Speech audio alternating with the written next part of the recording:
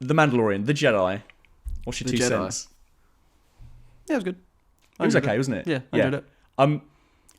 I think it would be mean to say I was disappointed because it really got me in, like, on an action level. I was enjoying it. It was cool to see Ahsoka, but I'm just a little bit disappointed for the same reasons as perhaps some of the other podcast episodes we discussed, where it's just like, it doesn't feel like it's pushing a story forward. Yeah. It's disappointing that she's basically said the princess is in another castle again, hasn't she? Like, I feel like we're almost become like a bit of a broken record, aren't we, at this point? Yeah. And it's weird because I feel like if we'd have got this episode like as episode number 2, we would have been lost. We would have been reacting way differently to how we have. Yeah. Been. But I think it's because we're in episode 5 now and we're kind of like, where's it going? Is it all going to wrap up together in this next episode? Is there something we're not noticing?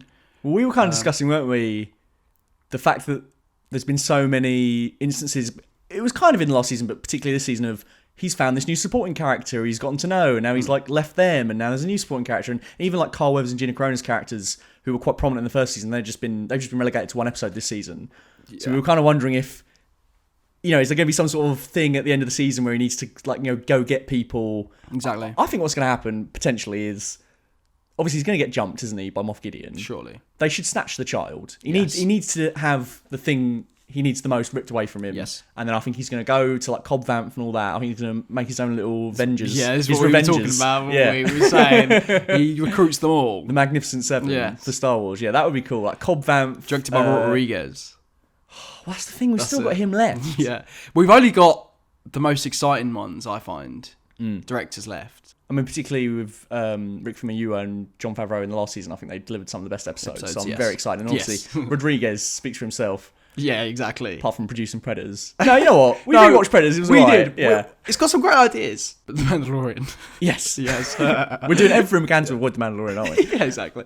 I thought it was very cute how he was sort of fully going for the dad vibes in this one. Like the way he was getting Grogu to catch the ball, and then when he did it, he was like so excited. Like, I knew you could do it. It got me a little bit. No, it was good. And I thought the bit at the end where, after all is said and done, he goes over to Grogu, he's sleeping, he's like, come on, buddy, it's time to say goodbye. Like, the way Pedro Pascal delivers that, and then with the accompanying shot of him just sat in the hold, cradling That's all you Grogu. need. It's all you need. And also, you don't know how much time they've spent there. Yep. It's like a fade, so it's like, he could have just been there for hours, do you know what I mean? Definitely. I can never get tired of that music that plays when him and Yoda have a lovely moment. It's like... you know what I mean? That kind of noise. I thought she's really nice. It's got an eeriness to it, but also like a sweet. There's something about. I really like it. It's really science There's fiction. some wonder in it. Yes, there is some wonder in which it. I actually think was lacking a little bit in this episode in terms of we've been building up to Mando meeting a Jedi, and he's never come across something so fantastical before, is he? Like laser swords, and I know obviously he's seen Grogu use the Force, but he doesn't understand it, and he's only seen it on like quite a small scale. So I thought, he's going to meet a Jedi. It's going to rock his world, isn't it? But no, he kind of just meets Ahsoka, and it's as if he met any other character, really, isn't it? I feel... Yeah. It should have felt like a bigger episode than it was. Yes, I agree. And even though there's some really cool stuff in it that I'm sure we're going to go into, it's like you said, there was no... I don't know, there was no like gravitas to... Like you said, like, why doesn't it feel... I don't know if it's because the cold open, we just open with her, which is, don't get me wrong, fantastic. Yeah, I wasn't expecting it, especially after being kind of shortchanged on, I'll go to meet Ahsoka Tano next episode, completely different thing. But I feel like you could still have had that, but then later on when he goes to meet her, have more of a build-up with it. Yeah. Where it should feel like, this is someone that could essentially fuck me up pretty easily. I mean, I wasn't expecting them to go toe-to-toe. I mean, we were kind of debating, weren't we, when we were watching it? Are they going to do the Avengers thing where, they punch her a bit? Yeah. But they did do that. I think they did that perfectly. In terms of... Yes. It's over quick, over straight away. Yeah. It does make me laugh, though, because it's like, if he didn't have the Beskar armor, which could block a lightsaber, she would have just sliced him the fuck up. Yeah. And then she would have seen the baby and gone, oh. That is true, yeah. That always happens. I wonder how many times that's happened to Ahsoka. Like, to a Jedi. Do you know what I mean? Like, I know sometimes they've covered it up. Do you know what I mean? Like, oh, shit. shit. Calls up the temple. Yeah, I'm going to need the wolf to come down here because it's real bad. I would love to see Harvey Keitel turns up. Yes, definitely. I mean, well, that does bring me to one of the, someone who was very excited to see this season, Mr. Michael Biehn. Yes. A bit underused, though. Bit underused, but what he did do was all pretty awesome. I mean, having that standoff cut in between with that lightsaber fight. Yeah, I really did like that. Although I thought it was fantastic. First lightsaber duel of the series. Really, I know it was a Beskar spear versus two lightsabers, but it was a lightsaber duel. Yeah.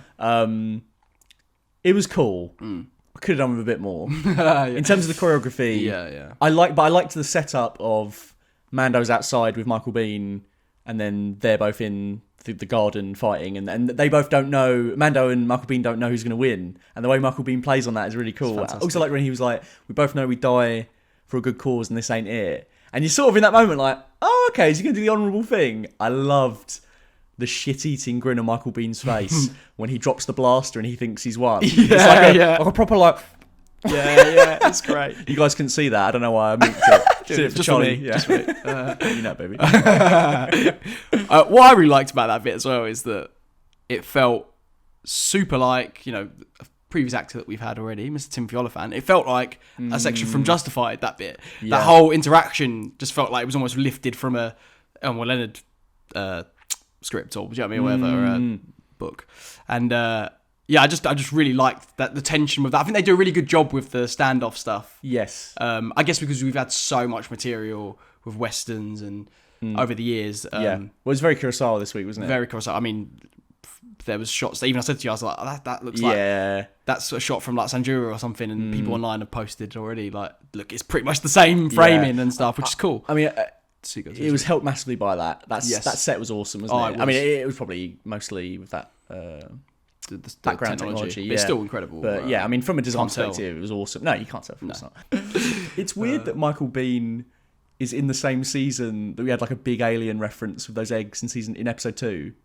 Yeah, and then he pops up in a later episode, but there's no connection. Yeah, there's a lot of alien. It feels like there's a lot of alien references. It seems. Yeah, this season. I mean, 80s sci-fi actors lend so well to The Mandalorian, don't they? They just fit perfectly. Yeah. Which reminds me of someone who fit perfectly, Rosario Dawson.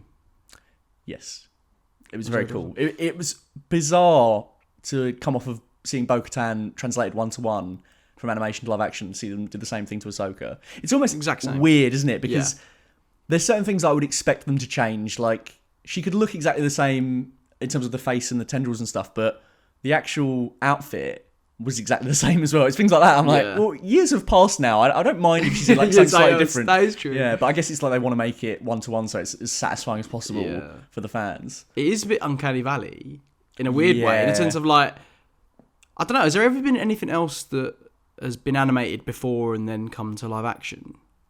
Well, I mean, Harley Quinn was originally an animated character, wasn't she? Although, I guess what you're saying is like... That's what you mean, yeah. Harley Quinn on film is a different interpretation, isn't it? Whereas this is actually we're used to comic book characters sort of coming to screen. I wonder what the precedent is for...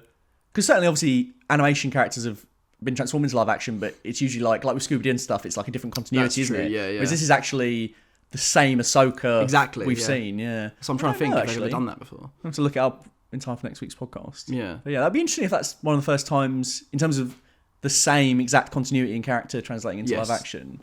That would be interesting.